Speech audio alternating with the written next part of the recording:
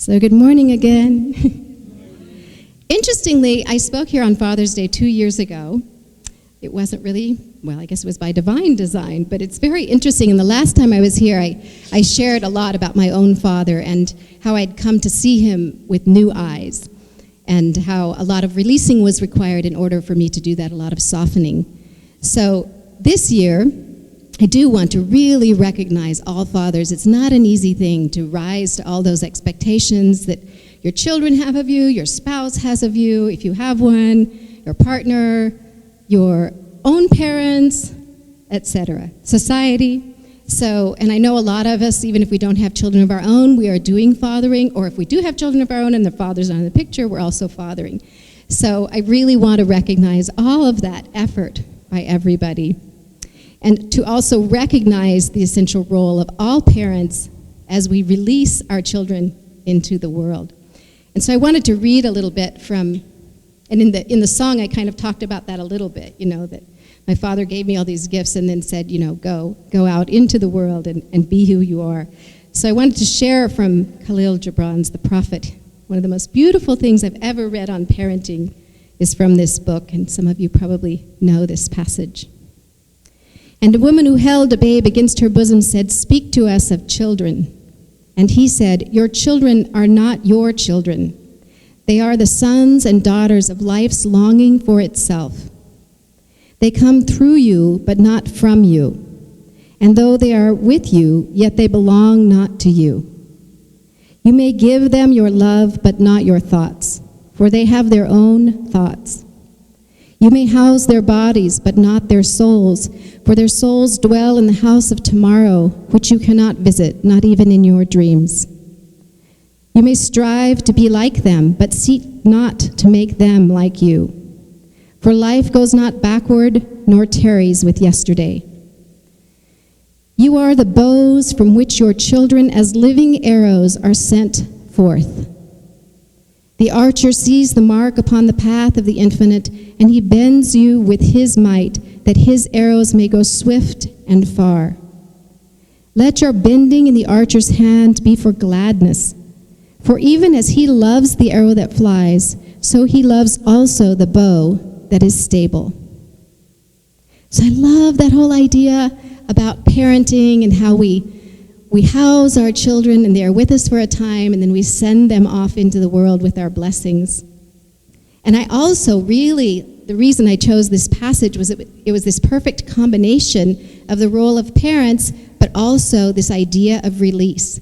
So I'd like you to keep that idea of the bow and the arrows as we talk this morning and talk about release. So not only are we releasing our children, but we are releasing all kinds of things out into the world. We release our thoughts into the world, we release our words into the world, our intentions, and we also release things that perhaps no longer serve us. It doesn't mean they are bad things necessarily, it means they're things that are no longer serving us. And it's our responsibility to release them so that we can grow into all that we are meant to be. So I also was surprised, actually. I just, when I come up with a topic, I think about where I am, what am I working on in this moment, or what speaks to me. I'll just sit for a moment and think about it. And I came up with this idea of release, which I've really been working with. And I was here, I think, in March, and I looked back at the topic, and it was actually about letting go. So clearly, this is the mode I'm in. And then I thought, oh my gosh, maybe what I'm going to talk about today is a repeat, but actually it's not. So I also found that kind of interesting. Obviously, there is overlap in the intention, but what's within the message is a little bit different. So at the beginning of every year, I always pick a word to live by instead of making a resolution. You know how those resolutions go. We pick something, we maybe do it for 2 or 3 days, maybe a week, maybe even a month, but generally speaking, we forget or we fall off the path and we say, oh, that's not really going to work or whatever.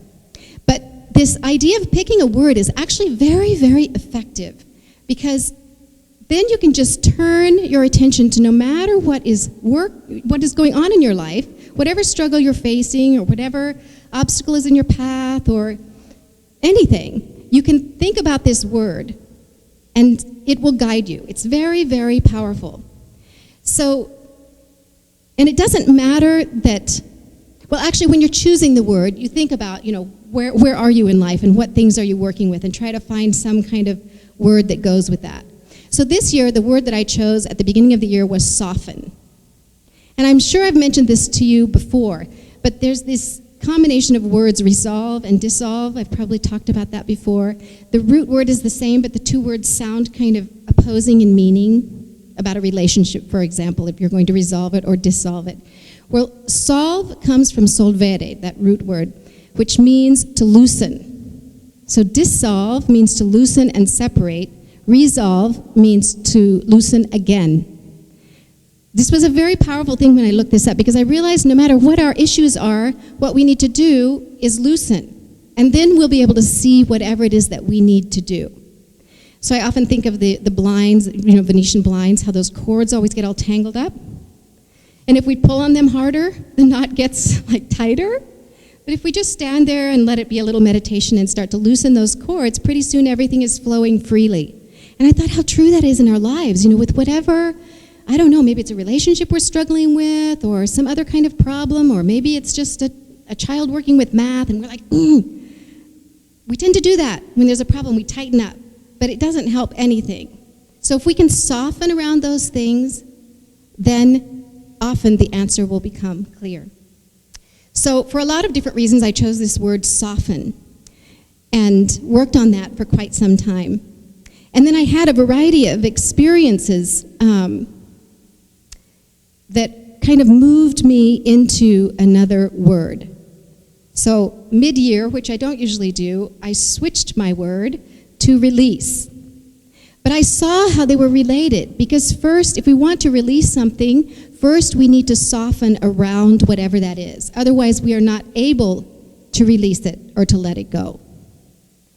And last time I was here, I did speak about this passage from the Bible that says, the meek shall inherit the earth, and reminded you of Neil Douglas Klotz's interpretation of that from the Aramaic point of view, that actually meant that's about softening the rigidity within. When we soften, then we can have space for receiving. And then we'll be able to release things into the world. So I had actually very powerful, I've had a kind of series of very powerful experiences since I saw you last around this whole idea of softening and releasing. And I'm not going to share the whole series with you, but I will tell you about one of them. I work with a meditation teacher, and we were sitting in meditation together, and I had this very powerful experience. This question came to me, which was, who am I? I wasn't thinking about anything in particular. I wasn't, sitting with the intention to have that question. It just came in me. And as I thought about the question, there was this visual experience of having an external shell around me. How those Russian dolls that you one inside the other? It was kind of that form, and it just crumbled. That whole external casing crumbled and fell away. So first I had the question, who am I? And then this thing happened. And for me, it was very clearly about letting go of my ideas of who I am, of letting go of this external structure that, I perceive as myself. And the next thing that happened was I got this very, very strong surge of energy, I guess you would call it. There was a visual that came with it that was like a giant white asparagus shoot or something that came up from my root and came up, through my body. It was very, very powerful. And it was so overwhelming that I actually stopped it. And my reaction was this. And I thought about it later. I was like, what was that? It was too overwhelming. I couldn't quite handle it because it was so powerful. But my reaction was one of a little kid when they received the best gift they've ever gotten in the world. Like if they got a pony for Christmas or something. I was like, So it was this overwhelming joy that was coming up through me. And it was also very clear to me that it was about rebirth. But it was interesting because first that external shell had to crumble. First I had to let go of that stuff. Then this thing can happen. And I was on an airplane not long after that, and I just happened to be sitting next to somebody who was very, very schooled in Buddhism, in a very scholarly way. He knew all these categories, and he was telling me all of this information that I wasn't able to retain any of the words, only some of the ideas. But I ended up talking about this experience, and he was like, wow, you know how many people try a long time to have that experience? I was like, I don't know what it was or anything, but he gave me some, in some list of, I'm not sure, 4 categories, I'm not sure what, this was stage 2 of I'm not sure what, but he thought it was, something important. But what I told him about this experience of not being, having to kind of stop it. I couldn't quite handle it. And he said that the Buddha had some kind of similar experience, but of course just stayed in that state, in an ongoing way, which me in my human experience could not quite handle. So clearly I've not become the Buddha.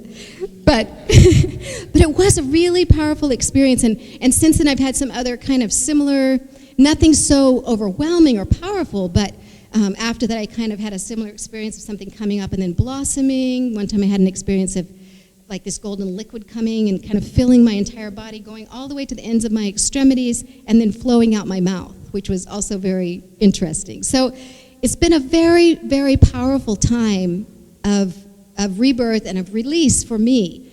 And I already see that the next word that's coming is expand.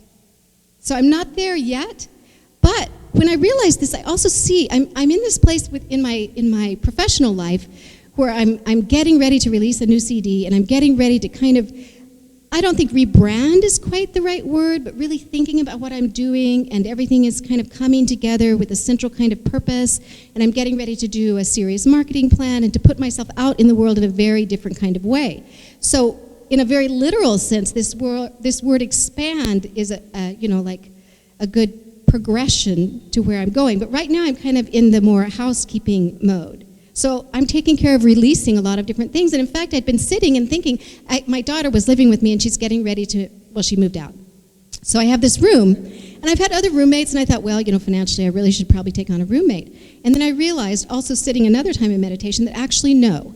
What I need to do with that room is create a space for my work, a space that's free of clutter, a space where everything in the room is inspiring to me in some way, shape, or form. Which also means I'm going to have to make some space in the rest of my house for other items. So I'm getting ready to go through my whole house and just release whatever I can that doesn't belong there. So this idea of releasing, it's about everything. It's about the clutter in our homes, the clutter in our minds, negative thinking, limiting thinking, perhaps relationships that are no longer serving us, perhaps releasing our children in a way where we've been trying to control them and it's no longer time to do that. It's time to trust them in their own lives, whatever.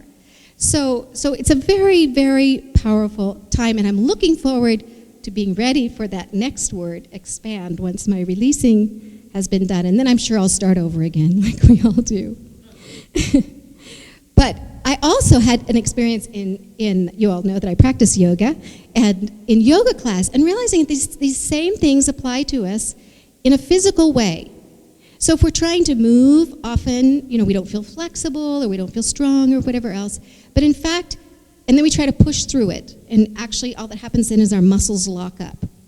But if we're trying to be more flexible in our lives, or physically, first, if we just soften around that place where there's restriction, then we're able to kind of release, and then we create space into which we're able to move. And this is a very elemental part of yoga practice, is that it's not about forcing or pushing, it's about creating space into which we can move, both physically and spiritually. So that's part of what our work is here together, is finding ways to do that. And I was really happy, the Yoga Sutras, which are like the synopsis of all of yoga philosophy. After I'd been thinking about all of this, I was doing some work on the Yoga Sutras. This is my favorite translation here by Alistair Shearer. And he has this beautiful way of translating, and it's in 4 chapters. And very interestingly, the first chapter is called Settling into Stillness. And I thought, that's about softening. The next chapter is called Treading the Path, and it's where they talk about all the different kind of practical ways to live, our physical exercises, our breathing exercises. It's like the work of life. And I thought, that's like release. The next chapter is called Expand. Isn't that interesting? And the next one is called Samadhi, which is union with the divine. I was like, whoa, that is very affirming of what I've been, kind of living through, and these words that have been coming to me. So it was wonderful to see that affirmation in a sacred text. So all of this really is leading us to enlightenment, or to samadhi, if you want to call it that, union with the divine, finding a way of living in flow with divinity. So first we must unwind, soften, and loosen, so that then we can release and let go of whatever is in the way of that growth. Then there's room for us to grow, to blossom, just like in the garden. You know how sometimes the growth is too thick. You got to take out even some of the good growth so that there's space, so that the plants that you want to nurture can really move into the fullness of what they were meant to be. And then our true light can shine. Once we've done all that work, then we can actually be reborn into whatever it is that we were really meant to be. Sorry. I probably did that earlier without realizing. So this is a very, very exciting work for me. And I also thought about how in 12-step programs, there's these 3 A's, awareness, acceptance, and action, and how these things also kind of correspond to that. Awareness is kind of the softening, acceptance, that releasing, and action is the expansion into whatever it is we were meant to be. So I was thinking about all of this and thinking about fathers, of course, on Father's Day, and thinking about how that last talk was about softening so that I could see my father with new eyes, and instead of seeing him as a hard, judgmental man, see how much he loved me and all the things he did that were so incredibly tender and sweet. And that's the best he could do. He was doing everything possible, working so hard all his life to provide for his children in ways that he thought were valuable, which is an incredibly immense gift. And no, he's not perfect, but his childhood was far from perfect either. That is what he inherited, those other things. And if I can find a way to accept them and be gentle with them, it's going to be a much different experience for all of us than if I too choose to be hard. So that's been a really beautiful thing for me. And when I was doing this, thanks to Facebook, I requested stories from other people. I said, what comes to mind if you think of your father and release, or your father and softening? And I got these beautiful stories, a lot of them about, releasing their father who had passed on. And sometimes that was a very difficult thing to let go of someone that was dear to them. Sometimes it was very poignant. Sometimes at that moment, they also forgave their fathers for different things. But 2 stories in particular came to mind. In fact, one of the most beautiful stories was from my sister-in-law in Belize about her father. And it reminded me of a story about him, this same person, my father. I still say father-in-law, even though I'm not married to his son anymore, but I still consider them family. And this man was someone who I judged a lot when I first got to Belize. And I had difficulty with my husband from the beginning, and I blamed him, his father, for a lot of the troubles that were in our marriage. And it took me a long time to realize that that was misplaced anger, perhaps, or frustration. But it did seem like for a long time, this person, his name is Emilio, that he really didn't know how to interact with people if he was either preaching, judging, criticizing. That seemed to be what was, his mode. And so he came across as this very kind of hard person. And Cynthia, his daughter, she was the youngest daughter, and you've got to remember that this is a conservative society. This is a place where even now, this is some years ago now, but even now, a lot of times women live at home until they're married. They're often chaperoned. They don't necessarily go out on the town at night on their own. So this is the context that's within. And I just want to read what she wrote. My father, to most people on this island, was someone who was strict. But to me, he was the most gentle man I have ever met. He could never raise his voice at me because he loved me so much. As a teenager, I remember sneaking in late and bumping into him. So that's why I was giving you that preface. That was like a big no-no for a girl to be out at night on her own. The next day, my mom was the one who did the scolding because he was too soft to say anything to me. He was never a man to say, I love you, but I saw it and felt it. When I got pregnant with my first son, out of wedlock, this man, who everyone thought was super strict, finally said the 3 words, I love you. In fact, his exact words were, I will love you no matter what. Not long after that, he waited for me on the corner of the office where I worked to force me to accept money because he needed to know I was okay. This was his way of telling me he was worried. I do not think any man could ever make me feel this loved. It's the love my dad had for me and his soft heart that was and still always is my pillow for in life. Isn't that sweet? So it reminded me actually of a story of my own about Emilio. So I was married to his son for 10 years and divorced and left the island. And we have 2 children together, and I really love his family. And of course, to me, they were still family. They're still my children's grandparents and nieces and nephews. There's huge Latin families. So I too have all these in-laws and nieces, nephews, etc. And they were very, very dear to me. So I left, and it was a very difficult separation. I tried not to involve the family. I figured that was kind of his business to tell them whatever he wanted to tell them, and just tried to stay pleasant. But I was very nervous going back. I really wanted to, I went back about 4 months later to take care of some business there, and I decided the first thing I was going to do was go to my in-laws' home and just reach out. But I was nervous because for all I knew, they would be very angry at me because I had broken their son's heart, and he was not doing so well. So I got there, and it was my mother-in-law and sister-in-law that were sitting at the table, and we were all kind of tentative. And after a while, Nayla, the sister-in-law, another sister-in-law, said, "So Cindy, are you mad at us?" And I said, "Well, no, I thought maybe you were mad at me." So it was this very tender little opening. So we were talking and telling stories and all feeling very good about how things were, and in walked Emilio. And I had never heard Emilio say, "I love you," or anything of that nature to anyone.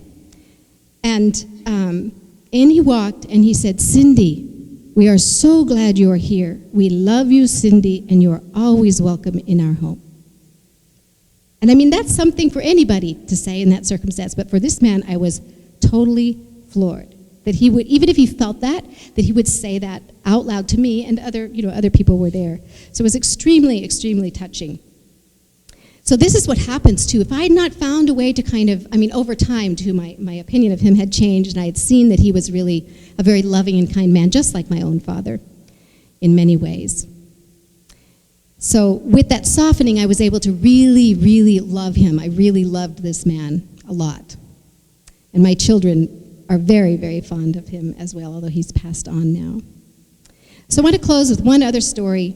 It's about a good friend of mine who is going through a separation, a difficult time. He was married for 11 years, and she has 2 children, but he really fathered those children. They were quite young when they got together, and for him, the letting go of the relationship at all, even though he realizes it's probably best for his growth, is most hard because of these daughters. He's concerned about what his relationship will become with them, what his role is now that he is not going to be married to their mother. And he said this most beautiful thing as he's seeking his own way. He said, "There is an honorable way to love through the goodbyes to another kind of hello. There is an honorable way to love through the goodbyes to another kind of hello." So that's how it is every time we release something, whether it's a person or a cherished item that we have, or someone dies. No matter what is happening, it's always true. Through all these passages, there's always a way to welcome in another life. And then some friends of his offered some beautiful encouragement. One person said, "Love is a myriad of strings that take years to bind into a rope. Yours has been severed, but it is not cut clean. Continue to weave in those strings of connection. However you and the girls like to play, dance, talk, listen, and love, because it means everything." And I also found this beautiful question that had been posed to Robert Frost, which was, "Do you have hope for the future?" And his reply was, "Yes, and even for the past, that it will turn out to have been all right for what it was, something we can accept, mistakes made by the selves we had to be, not able to be perhaps what we wished, or what looking back half the time it seems we so easily could have been. The future, yes, and even for the past, that it will become something good." So that is what happens too when we have release and when we soften. We're able to even transform the past into something beautiful. Another friend shared that her best friend is happily divorced and includes her ex and kids on holidays. So she was asked how she manages to include that person with whom she had difficulty. And she said, easy, just widen the circle.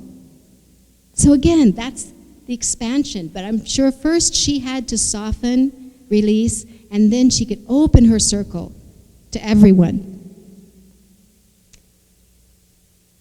So there is an honorable way to love through the goodbyes to another kind of hello. So let us all be like the archer in Khalil Gibran's poem, and I just want to remind us again, I'm not going to read the whole thing, but remind us a little bit again of what that means. And I'm going to change the wording just a little so it expands beyond just children. So whatever is in our life that needs to be released, these things are life's longing for itself. They come through us, but not from us. They are with us, yet they belong not to us. You are the bows from which these things, as living arrows, are sent forth. The archer sees the mark upon the path of the infinite, and he bends with his might that his arrows may go swift and far. Let your bending in the archer's hand be for gladness, for even as he loves the arrows that flies, so he loves also the bow that is stable. Thank you.